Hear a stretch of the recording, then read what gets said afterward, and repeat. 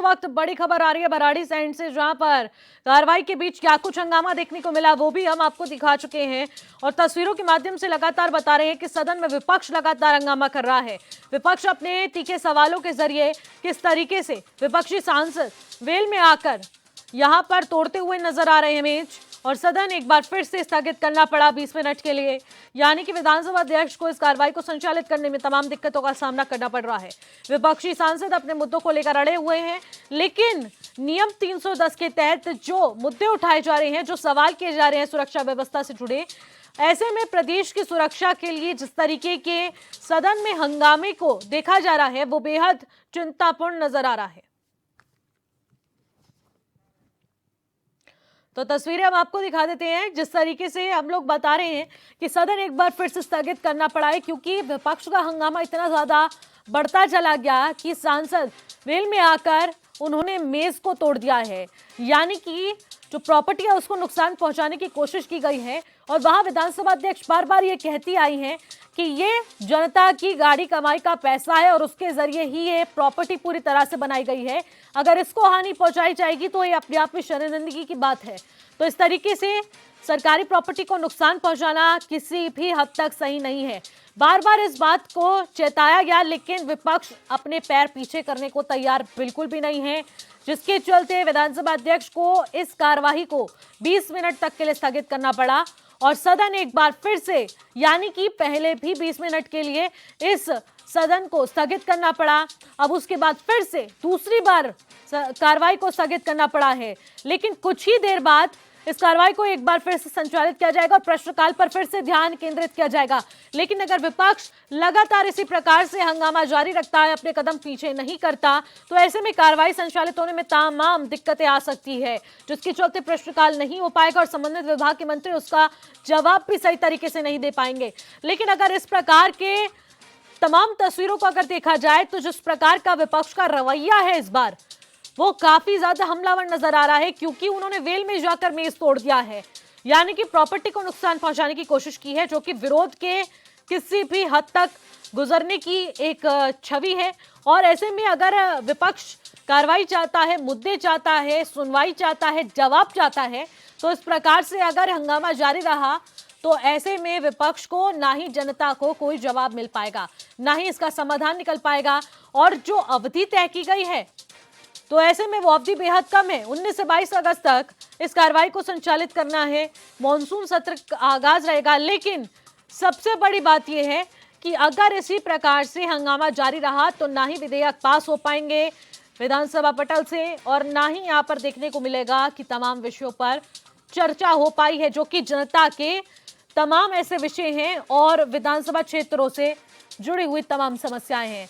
तो ऐसे में पंचायत चुनाव का मुद्दा हो और ऐसे वोट चोरी के मुद्दे हो, कानून व्यवस्था से जुड़े मुद्दे हैं, तो ऐसे तमाम परेशानियों को लेकर जिस प्रकार की स्थिति देखने को मिल रही है, और वो 20 मिनट का समय भी खत्म हो चुका है। एक बार फिर से सदन की कार्रवाई शुरू हो चुकी है। सीधे आपको तस्वीरें दिखा देते हैं जहां पर मॉनसून सत्र का एक बार फिर आगाज। सूचनाएं प्राप्त हुई। मैं इनमें से माननीय सदस्य श्री प्रदीप बुत्रा, श्री बृजभूषण गैरोला, श्री शिव अरोड़ा, श्री महेश जीना, श्री विशन सिंह चूफार, श्रीमती सविता कुपार, श्री राम सिंह केड़ा की सूचनाओं को नियम 300 के अंतर्गत स्वीकार कर रही हूँ। श्री प्रदीप बत्रा जी। माननीय अध्यक्ष जी, राज्य में अनेकों औद्योगिक इकाइयों केंद्र सरकार द्वारा पूर्व में आपात घोषित इकाइयों को राज्य सरकार के द्वारा सब्सिडी की श्रेणी में लाने तथा सब्सिडी का लाभ प्रदान करने के विषय में मैंने चीज़ों की सूचना दी है। आपको अवगत कराना है कि उत्तराखंड राज्य में अनेक औद्योगिक इकाइयाँ हैं, जिनके संचालन और स्थापित होने से उत्तराखंड प्रदेश में विकास के नए आयाम स्थापित हुए हैं।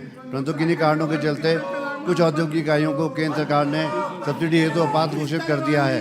क्या आपात घोषित इकाइयों को राज्य सरकार के द्वारा सब्सिडी की श्रेणी में लाने तथा सब्सिडी का लाभ प्राप्त करने से जहाँ एक और सरकार को राजस्व का लाभ होगा, वहीं दूसरी ओर प्रदेश के युवाओं को भी रोजगार प्राप्त होगा। अतः महोदय, उपरोक्त आपात घोषित इकाइयों को राज्य सरकार के द्वारा सब्सिडी की श्रेणी में लाने तथा सब्सिडी का लाभ प्रदान करने की कृपा करें। धन्यवाद। माननीय सदस्य श्री बृजभूषण गैरोला जी। माननीय अध्यक्ष जी, वही वाला विधानसभा थानों रेंज के अंतर्गत प्राचीन मैदान बंगला तथा पैदल ट्रैक का निर्माण व पर्यटन स्थल का सौंदर्यीकरण किए जाने के संबंध में महोदय विधानसभा डोईवाला के अंतर्गत थानो रेंज के अंतर्गत प्राचीन मैदान बंगला स्थल बहुत ही खूबसूरत पर्यटक स्थल है। थानों से 0.3 किलोमीटर की दूरी पर यह मैदान बंगला स्थित है। यहीं पर वर्ष 1960 के ब्रिटिश काल के इसमें वन विश्राम भवन व कर्मचारियों के लिए आवास का निर्माण किया गया था। रख रखाव के अभाव में यह बंगला टूटता गया। अब इस प्राचीन के कुछ अवशेष मात्र हैं। मैदान बंगला बहुत ही सुंदर समुद्र बंगला समुद्र तल की से ऊंचाई 1250 मीटर के लगभग है। यह एक रमणीक स्थल है। यहाँ से देहरादून शहर, एयरपोर्ट, डोईवाला, कालूवाला, भानियावाला, थानो, भोजपुर, कुंजापुरी, सुरकंडा, नरेंद्र नगर आदि क्षेत्र दिखाई देते हैं। मैदान बंगले के चारों ओर चीड़ का घना जंगल है। ग्रीष्म काल में यहाँ पर काफ़ी संख्या में प्रवासी पक्षी आते हैं। यहाँ से धनोल्टी की ऊंची पर्वत श्रृंखला दिखाई देती है जो सर्दियों से बर्फ से ढकी रहती है। बड़ी संख्या में पर्यटक इस स्थल पर पैदल जब पूरा आते हैं। प्रदेश की निगाहें इस सदन पर इन विपरीत परिस्थितियों में पूरे प्रदेश का अगला सारे जनप्रतिनिधि यहाँ पर आए हैं और ऐसे सदन में तोड़फोड़ करना, सदन की कार्रवाई को बाधित करना, मैं प्रस्ताव करता हूँ कि इन लोगों को एक आज की पूरी कार्रवाई के लिए निलंबित कर दिया जाए। जो बरसात में पूरी भरी रहती है। यहाँ पर प्राचीन माँ दुर्गा का मंदिर है। गोरन टिब्बा गुरु गोरखनाथ की तपभूमि है। यह वर्ल्ड वाचिंग के लिए अत्यधिक उपयोगी है। प्रवासी पक्षी इंडियन कुक्कू, कॉमन हुप्पू, इंडियन पीटा, Asian paradise, fly catcher, white Ted, Ruby fruit, dark side red आदि पक्षी यहाँ पर बड़ी संख्या में दिखाई देते हैं। उक्त पर्यटक स्थल बहुत ही सुंदर है, लेकिन आज भी यह उपेक्षित है। मैदान बंगला क्षेत्र का सौंदर्यीकरण किया जाना अति आवश्यक है, जिससे देश विदेश के पर्यटक यहाँ पर आ सके। पर्यटकों को रात्रि विश्राम के लिए बैम्बो हट का निर्माण किया जा सकता है। अतः इस अवलंबी लोक बैठक के विषय की ओर नियम 300 के अंतर्गत में सदन का ध्यान आकर्षित करते हुए चर्चा की मांग करता हूँ। चेहरा बेनकाब हो चुका है माननीय अध्यक्ष जी। विश्वस्त इन्होंने प्रजातंत्र की हत्या की है। माननीय सदस्य श्री शिव अरोड़ा जी। उन्होंने सर्वसार किया है। माननीय अध्यक्ष महोदय, आपको अवगत कराना चाहता हूं कि रुद्रपुर क्षेत्र में सीवर लाइन और वाटर ड्रेनेज सिस्टम न होने के कारण से अल्प वर्षा में ही वहाँ जल भराव हो जाता है और आपदा की स्थिति आ जाती है। सही निकासी न होने के कारण से नालियों में गंदगी भरी रहती है। नालियाँ चौक हो जाने के कारण से वर्षा से क्षेत्र में अधिकांश जगहों में जल भराव की समस्या हो जाती है। महोदय, ये बड़ा ही दुर्भाग्य का विषय है कि रुद्रपुर में किसी भी प्रकार का वाटर ड्रेनेज प्लान नहीं है। वर्ष 2021 में अक्टूबर माह में हुई भारी वर्षा से रुद्रपुर क्षेत्र में आई आपदा के कारण से क्षेत्र के लोगों को भारी नुकसान का सामना करना पड़ा था। बस्ती में लगभग 8 से 10 फुट जल भराव हो गया। भयंकर आपदा से कई घर बह गए थे। शहर में दुकानों में भी पानी भर गया, जिस कारण से और ये जो हुआ है व्यापारियों को करोड़ों का नुकसान हुआ। सरकार के सारे पर माननीय अध्यक्ष किया गया है। इसे पड़ा हुआ मान लिया जाए। श्री महेश जीना जी, पड़ा हुआ माना जाए। तो सोशल मीडिया में माननीय अध्यक्ष मान लिया जाए। पड़ा हुआ माना जाए। श्री विशन सिंह चुफाल जी, पड़ा हुआ माना जाए। श्रीमती सविता कपूर जी, सविता कपूर जी, पड़ा हुआ माना जाए। श्री राम सिंह केड़ा जी, और कहा है माननीय अध्यक्ष जी, पड़ा हुआ माना जाए। माननीय अध्यक्ष जी, पढ़िए पढ़िए पढ़िए। भीमताल विधानसभा क्षेत्र के सरकार का पूरा संरक्षण राजकीय सरकार प्राथमिक स्वास्थ्य केंद्रों को कांडा का उन अधिकारियों पर है। स्वास्थ्य केंद्र के उच्चीकरण के संदर्भ में महोदय अवगत कराना है कि मेरी भीमताल विधानसभा क्षेत्र के भीमताल के अंतर्गत ओखलकांडा ब्लॉक में राजकीय प्राथमिक स्वास्थ्य केंद्र ओखलकांडा में खोला गया है। क्षेत्र की जनता वर्षों से राजकीय प्राथमिक स्वास्थ्य केंद्र ओखलकांडा का सामुदायिक स्वास्थ्य केंद्र में उच्चीकरण की मांग कर रही है। ओखलकांडा के ग्रामीणों को इलाज हेतु हजारी जाना पड़ता है। और अपराधियों को गिरफ्तार किया जाए। लोकतंत्र की सूचना पर सरकार का ध्यान आकर्षित करते हुए जनहित में राजकीय प्राथमिक स्वास्थ्य केंद्र ओखलकांडा का सामुदायिक स्वास्थ्य केंद्र में उच्चीकरण करने की मांग मैं सरकार से करता हूँ। और उनके परिवार वालों को, उनके परिवार को मत संख्या 4, निधन के निर्देश। माननीय सदस्य माननीय अध्यक्ष जी, नेता सदन।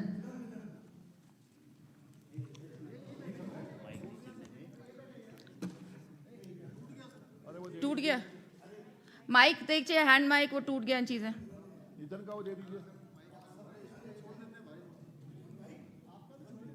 नहीं, यहाँ से तार का वो सारा खराब हुआ ना, तार वाला।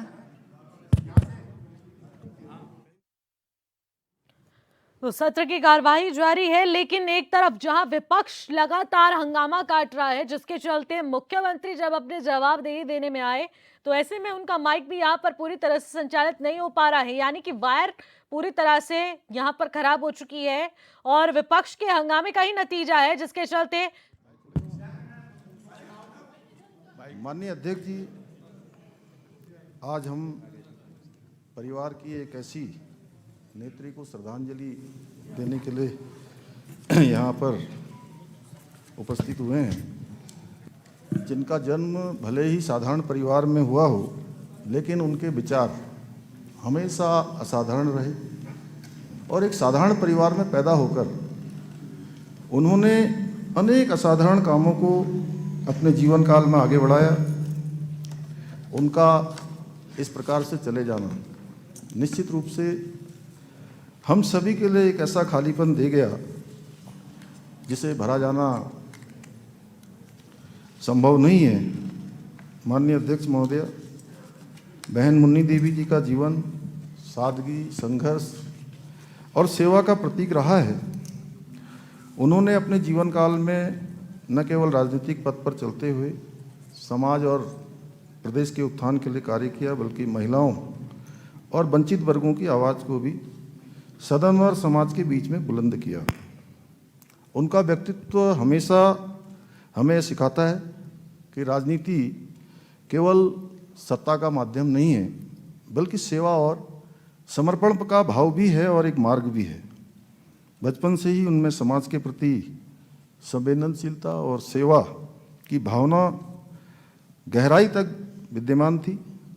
स्वर्गीय श्रीमती मुन्नी देवी शाह जी का जन्म 1 जुलाई 1971 को जनपद चमोली के ग्राम बगोली कर्णप्रयाग में पिता स्वर्गीय बच्ची मिस्त्री जी के घर में हुआ था।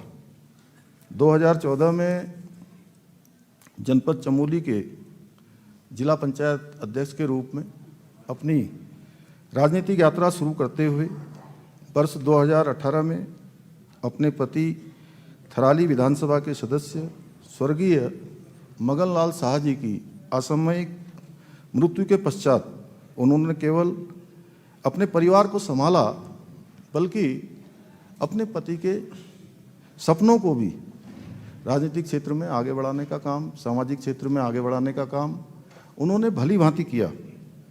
और वर्ष 2018 में वे स्वर्गीय मगनलाल शाह जी की रिक्त हुई सीट पर उपचुनाव में जीत हासिल करके पहली बार उत्तराखंड विधानसभा की सदस्य निर्वाचित हुई। उनका कार्यक्षेत्र केवल राजनीति तक सीमित नहीं रहा। महिलाओं के उत्थान के लिए उन्होंने अनेकों काम किए, सामाजिक क्षेत्र में अनेकों काम किए। इसके साथ ही वो ग्रामीण अंचलों में शिक्षा और स्वास्थ्य की बात हो, चाहे गरीबों और वंचितों की लड़ाई हो, वो हमेशा अग्रिम पंक्ति में खड़ी रहीं। जब भी समाज के सामने कोई संकट आया, मुन्नी देवी जी ने आगे बढ़कर उसका नेतृत्व किया। और मैं एक घटना बताना चाहता हूं। 2021 में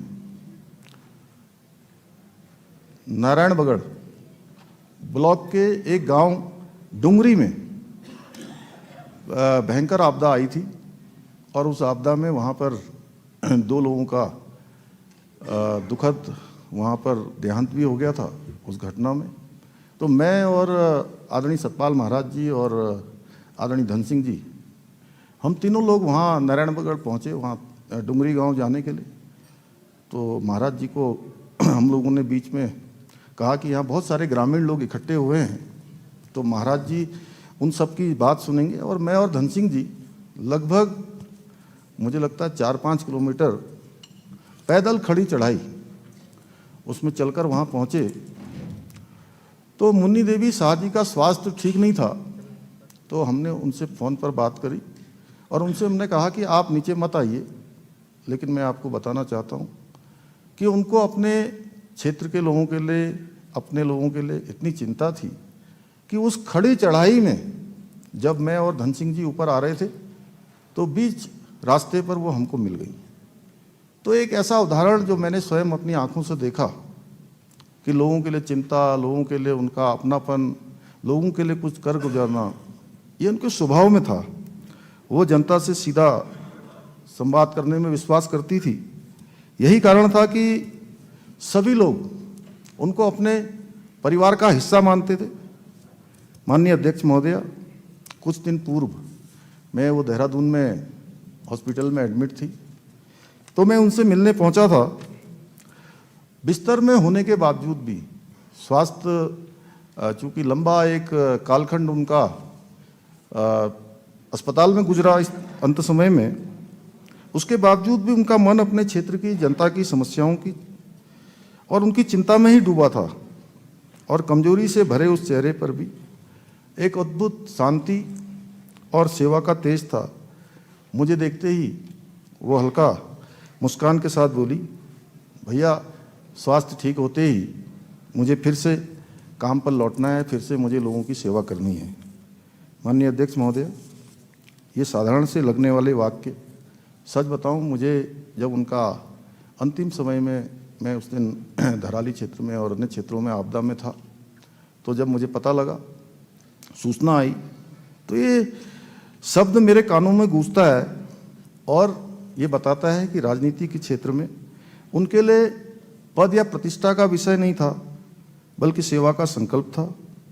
माननीय अध्यक्ष महोदया, इस सदन की सदस्य के रूप में उन्होंने हमेशा शालीनता से और दृढ़ता के साथ हमेशा अपनी बात रखी। उनके शब्दों में तर्क और भावनाओं का संतुलन होता था। वे विपक्ष और सत्ता पक्ष दोनों के प्रति समान भाव, आदर का भाव रखती थी। यही कारण था कि उन्हें सभी दलों के विधायकों का भी सम्मान और स्नेह प्राप्त था। उनके योगदान को देखते हुए यह कहना उचित होगा कि श्रीमती मुन्नी देवी शाह जी ने केवल अपने एक जनप्रतिनिधि ही नहीं थी, बल्कि वो समाज के प्रत्येक वर्ग के लिए एक प्रेरणा का स्रोत थी। आज जब हम उन्हें श्रद्धांजलि अर्पित करने के लिए यहाँ एकत्र हुए हैं, तो यह केवल उनके निधन पर शोक व्यक्त करने का अवसर नहीं है, बल्कि उन्होंने जिस प्रकार से सादगी से, सरलता से जीवन में लोगों की सेवा की है, वो हम सभी लोगों के लिए एक प्रेरणा भी है कि उस पथ पर चलते हुए हम सब आगे बढ़ें, क्योंकि उनका जीवन सभी को एक संदेश देता है कि ईमानदारी, सादगी और सेवा भाव से ही राजनीति की जा सकती है, समाज की सेवा की जा सकती है और जनता का विश्वास जीता जा सकता है। वो भले ही आज हमारे बीच में नहीं है, उनकी स्मृतियाँ और उनके कार्य हमेशा हमारे स्मरण में रहेंगे। वो उनके किए हुए कार्य हमेशा हमको प्रेरणा देते रहेंगे। मैं ईश्वर से प्रार्थना करता हूँ उनकी आत्मा को शांति प्रदान करें और उनके परिजनों को इस असीम दुख को सहन करने की शक्ति प्रदान करें। मेरी और मेरे दल की और पूरे सदन की मैं आपसे अनुरोध करता हूँ कि मेरी भावनाएं उनके परिवार तक आप पहुँचा देंगी। ओम शांति, ओम शांति, ओम शांति। माननीय नेता प्रतिपक्षी। माननीय अध्यक्ष जी, बहुत ही दुखद क्षण है। श्रीमती मुन्नी देवी शाह आज हमारे बीच में नहीं। तो जिस प्रकार से सत्र की कार्रवाई जारी है और इसी बीच अभी आपने मुख्यमंत्री के संबोधन को भी सुना, जहां पर उन्होंने उत्तरकाशी में जिन लोगों को यहाँ पर देखने को मिला कि वो आपदा से ग्रस्त हुए और उसके बाद कई लोगों की जान गई, कई लोगों के मकान बह गए और कई लोगों का पूरी तरह से जो भी काम था वो पूरी तरह से चौपट हो गया, उसके चलते उन्होंने उस पर दुख जताया है। प्रेरित करता है। 2018 में उनके पति स्वर्गीय मंगललाल शाह जी की मृत्यु के उपरांत उन्हें थराली के उपचुनाव में उत्तराखंड विधानसभा के सदस्य के रूप में निर्वाचित होने का अवसर मिला और 2021-22 में भी उत्तराखंड विधानसभा की जो स्थानीय भाषा बोली है उसकी वह सदस्य रहीं और 2000 इससे पूर्व 2018 से लेकर 2014 से लेकर 2018 तक उच्च चमोली जिला पंचायत की अध्यक्ष भी का भी उन्हें सेवा करने का अवसर मिला। निश्चित रूप से हम सभी को उनके देहावसान पर जो उनसे जितना हमारा संपर्क रहा, जो सामाजिक सरोकारों से जो समाज की विसंगतियां हैं उनसे बातचीत करने के दौरान जो उनका मर्म था, जो उनके भाव थे, जो अपनी पीड़ा का, समाज की पीड़ा का इजहार करती थी, निश्चित रूप से स्पष्ट होता है कि वह जो शोषित वंचित समाज है, जो कमज़ोर लोग हैं, उनके प्रति उनकी गहरी और गहरी रिश्ता था माननीय अध्यक्ष जी। लेकिन ये प्रकृति का नियम भी, शाश्वत सत्य भी है, लेकिन हमारी बीच में वो अल्पकाल में ही मृत्यु को प्राप्त हुई। मैं और कांग्रेस विधानमंडल के हमारे सभी सदस्य उनको श्रद्धांजलि अर्पित करते हैं और शोकाकुल परिवार को संवेदना भी व्यक्त करना चाहते हैं। मैं और मेरे दल की भावनाएं उस परिवार तक, उनके परिजनों तक आ पहुंचाने का कष्ट करेंगी, ऐसी अपेक्षा मैं करता हूं। ओम शांति, ओम शांति, ओम शांति। माननीय अध्यक्ष जी, माननीय मंत्री माननीय अध्यक्ष जी अभी हैं। माननीय मंत्री सतपाल महाराज जी। सम्मानित अध्यक्ष जी, आज बड़े दुख के साथ हम लोग मुन्नी देवी शाह को श्रद्धांजलि अर्पित कर रहे हैं। उत्तराखंड विधानसभा की पूर्व अध्यक्षा, उत्तराखंड विधानसभा की पूर्व सदस्य स्वर्गीय मुन्नी देवी शाह जी के आकस्मिक निधन पर मैं उन्हें सदन के माध्यम से श्रद्धांजलि अर्पित करता हूं। स्वर्गीय मुन्नी देवी शाह जी का जन्म 1971 में ग्राम बगोली, तहसील कर्णप्रयाग, जिला चमोली में हुआ था। उन्होंने 10वीं तक शिक्षा प्राप्त की।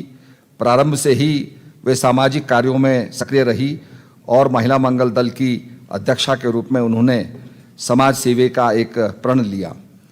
2014 में पहली बार कोटली क्षेत्र से जिला पंचायत सदस्य निर्वाचित होकर उन्होंने राजनीति में प्रवेश किया तथा इसके बाद 2014 से 18 तक चमोली जिला पंचायत की अध्यक्ष रही।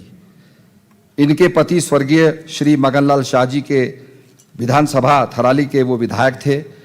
उनके निधन के बाद 2018 में मगनलाल शाह जी का निधन हुआ और उसके उपरांत थराली विधानसभा से उपचुनाव में जीत हासिल कर वर्ष 2022 तक थराली की विधानसभा की वो सदस्य रही। और मैंने देखा कि जब जनसभा वहाँ उमड़ी थी तो हम लोग बड़े चिंतित थे कि कैसे सभा के अंदर उद्बोधन होगा, कैसे सभा को मंत्रमुग्ध किया जाएगा। परंतु जब मुन्नी देवी शाह खड़ी हुई और उन्होंने खड़े होकर के बड़े सरल और सौम्य तरीके से लोगों से आह्वान किया कि मुझे अपने पति के सपनों को साकार करना है। मेरे पति के सपने थे इस क्षेत्र के अंदर स्कूल बने, सड़कें बने और शिक्षा के केंद्र बने। और इस प्रकार से धारा प्रवाह जब वो बोलती गई, उनके आंखों से अश्रुधारा बह रही थी और मैंने देखा कि करीब 80% जनता भीड़ के अंदर वो भी रो रही थी। तो हम समझ गए कि इन्होंने लोगों का दिल जीत लिया है और निश्चित रूप में ये जीत हासिल करेंगी और बड़ी प्रचंड बहुमत से जीत करके उन्होंने अपना परचम लहराया और पूरे क्षेत्र की सेवा की। उन्होंने अपने पति के किए गए अधूरे कार्यों को पूरा किया और निश्चित रूप में अपने सौम्य व्यवहार के कारण स्वर्गीय मुन्नी देवी जी पूरे क्षेत्र में लोकप्रिय रही। उनके परिवार में इनके बड़े पुत्र गणेश शाह जी, जो वर्तमान में कर्णप्रयाग नगर पालिका के अध्यक्ष हैं, और छोटे पुत्र श्री सूरज शाह जी हैं। माननीय अध्यक्ष जी, मैं आपके माध्यम से उन्हें शोक श्रद्धांजलि अर्पित करना चाहता हूं और पूरे सदन की भावना मैं चाहता हूं कि आपके माध्यम से उनके परिवार तक पहुंचे और हम सभी लोग शोक संतप्त हैं और भगवान से प्रार्थना करते हैं कि अपने श्री चरणों में उन्हें स्थान दें और उनको उनका कल्याण करें। बहुत बहुत धन्यवाद। माननीय मंत्री जी धन सिंह जी। माननीय अध्यक्ष जी, आज हम सब लोग यहाँ पे मुन्नी देवी शाह जी जो हमारी पूर्व विधायक थी, वो बहुत कर्मठ भी थी और आप जानते भी हैं कि वो बहुत क्षेत्र में जुझारू भी थी। जब उनके पति जी का देहांत हुआ तो मुख्यमंत्री जब मेरे पास आए थे तब उन्होंने कहा कि उनके नाम पे एक डिग्री कॉलेज खोलना है और हमने उनके नाम पे एक डिग्री कॉलेज भी नारायणगढ़ में खोला। जब मैं उसके उद्घाटन में गया था तो तब भी वो बहुत खुश थी। अभी जब उनकी तबीयत बहुत ख़राब हुई तो हम दिल्ली भी उनको ले गए, देहरादून में भी, पूरे लगातार हम उनके साथ में रहे, लेकिन अब आज हमारे बीच में नहीं हैं। अभी जिस दिन उनकी देहांत हुआ उसके पहले दिन मैं उनको मिलने गया था और उनकी बेटी भी वहाँ पे थी। वो उसने अभी MBBS किया था और उसका रिजल्ट आउट हो गया था, पास हो गई थी, वो नई डॉक्टर बन रही थी। तो वो कह रही थी मुझसे कि भैया मेरी बेटी अब डॉक्टर बन गई। तो मैंने कहा हम 2-3 दिन में उसको नौकरी भी दे रहे हैं, लेकिन अगले दिन उनका देहांत हो गया। फिर मैं वहाँ भी गया था। मैं सदन की ओर से, अपनी ओर से आपसे निवेदन करता हूँ कि हमारी शोक संवेदना उनके घर तक ज़रूर पहुँचाएंगे और भगवान से प्रार्थना करता हूँ कि उनको आपसे उनके जो अच्छे काम हैं, जो उन्होंने जनता की सेवा की है, मुझे लगता है कि सब उनके कामों को हम स्मरण भी करेंगे और मैं इतना ही शोक संदेश आपके माध्यम से उनके घर तक पहुंचाने के लिए कहता हूं। माननीय मंत्री सौरभ बहुगुणा जी। माननीय अध्यक्ष जी,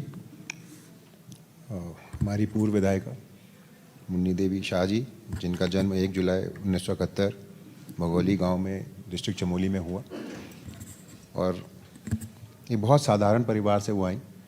2014 से 18 तक वो जिला पंचायत अध्यक्ष बनकर उन्होंने प्रदेश की सेवा करी, चमोली डिस्ट्रिक्ट की सेवा करी और 2018 में उनके पति स्वर्गीय मदन लाल शाह जी, जो थराली से विधायक थे, उनके निधन के बाद जब उनको भारतीय जनता पार्टी ने वहाँ से विधायक का चुनाव लड़ाया और वो भारी मतों से वहाँ पे जीत के आई, तो लगातार उनके साथ सदन में मुझे काम करने का मौका भी मिला, उनके साथ काफ़ी समय बिताने का मौका मिला 18 से 22 के बीच में, और उनसे बहुत सीखने को भी मिला कि किस शालीनता के साथ, किस समर्पण भाव के साथ अपना काम करना चाहिए। मुझे याद है जब भी मैं उनके साथ बैठता था, चर्चा करता था, तो पहाड़ों के लिए उनका दर्द हमेशा छलकता था। बेरोज़गारी को लेके, पलायन को लेके, महिला सशक्तिकरण को लेके, युवाओं को रोज़गार से जोड़ने के लिए वो हमेशा चिंतित रहती थी और अपने 4 साल के कार्यकाल में उन्होंने हमेशा उस बात को आगे रखा, सदन में भी रखा, सदन के बाहर अपने क्षेत्र में भी उन्होंने पूरी कोशिश करी कि वो पहाड़ों का जो दर्द है उसको कहीं ना कहीं कम कर सकें। मुझे बहुत दुख है कि एक संघर्षशील महिला जो पहाड़ों के दर्द को समझती थी, जो पहाड़ में सुधार लाना चाहती थी, वो आज हमारे बीच नहीं है। मैं आपके माध्यम से, अपने सदन के माध्यम से अपने तरफ से उनको श्रद्धांजलि अर्पित करता हूं और आपसे निवेदन करता हूं कि हम सब की भावनाओं को उनके परिवार तक पहुंचाने का आप हमें काम करेंगे। बहुत बहुत धन्यवाद। ओम शांति, ओम शांति, ओम शांति। माननीय सदस्य मुन्ना सिंह चौहान जी।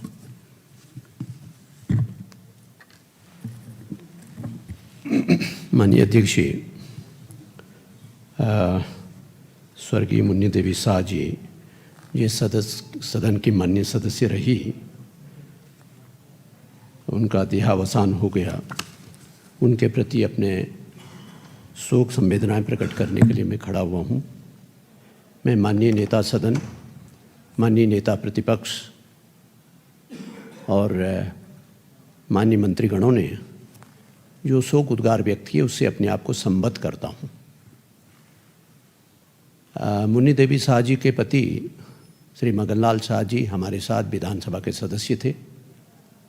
दुर्भाग्यवश उनका असामयिक निधन हो गया और थराली विधानसभा का उपचुनाव हुआ।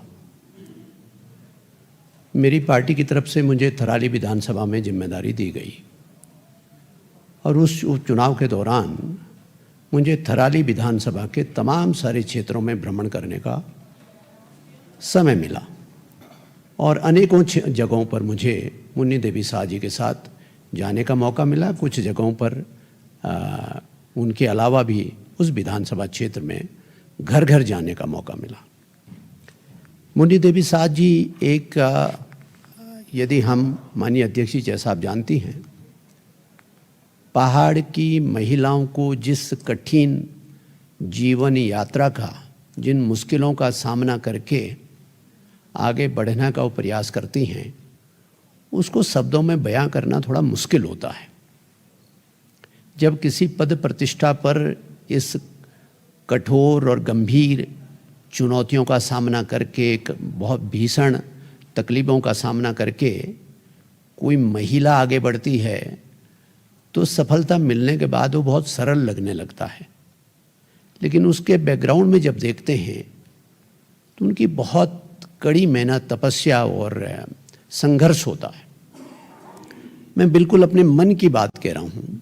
जब मैं थराली विधानसभा के विभिन्न क्षेत्रों में गया, विशेष रूप से समाज के कमज़ोर वर्गों के बीच में जाने का अवसर मिला, तब इस बात का एहसास हुआ कि मुन्नी देवी शाह जी ने, जैसा कि अभी माननीय मंत्री सतपाल महाराज जी ने कहा भी, एक बहुत संगठन होता है युवक मंगल दल, महिला मंगल दल,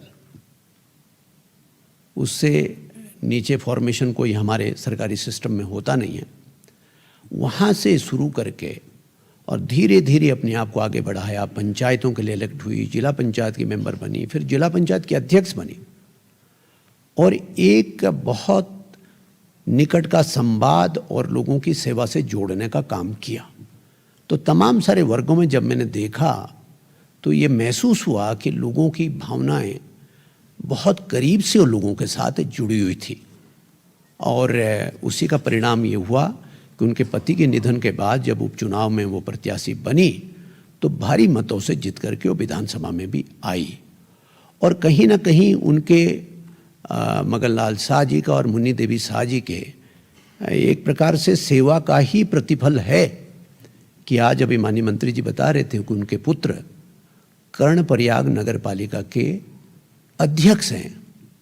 तो ये बहुत प्रेरणादायक कहानियाँ होती है, ये बहुत प्रेरणादायक मुझे उनका जीवन वृत्त लगा और जिसको कि मैंने बहुत करीब से अपने आप में देखा। एक और बात मुझे याद आई, जब नारायणबगड़ में उसी चुनाव के दौरान अलग अलग क्षेत्रों में उस विकासखंड में भ्रमण कर रहा था मैं भी, तो जो नारायणबगड़ प्रॉपर है वहाँ पर भी उससे कुछ समय पहले बहुत भीषण कटाव जो वहाँ पे नदी बहती है उससे हुआ था और तमाम सारे बाजार वगैरह काफ़ी कुछ क्षति हुई थी। तो मैंने देखा मुन्नी देवी शाह जी निरंतर उसके प्रोटेक्शन के लिए, उसके रिहैबिलिटेशन के लिए, उनके मौजे के लिए और जो टेक्निकलिटीज़ होती है कि कुछ लोगों की क्षति हो जाती है, वो मानकों के दायरे में नहीं आते हैं, उसके लिए तमाम सारा वो बहुत कंसिस्टेंटली, बहुत निरंतरता के साथ उसको परसू करती रहती थी। तो इस प्रकार से उनका बहुत एक संघर्ष का पूर्ण जीवन रहा और उन्होंने इस प्रदेश की सेवा की। मैं अपनी हृदय की गहराइयों से उनके परिवारों के प्रति, उनके समर्थकों के प्रति, उनके शुभचिंतकों के प्रति अपनी गहरी संवेदनाएं व्यक्त करता हूं और आपसे प्रार्थना करूंगा कि मेरी शोक संवेदनाएं उनके परिजनों तक पहुंचाने की कृपा करें। माननीय सदस्य लखपत सिंह बुटोला जी।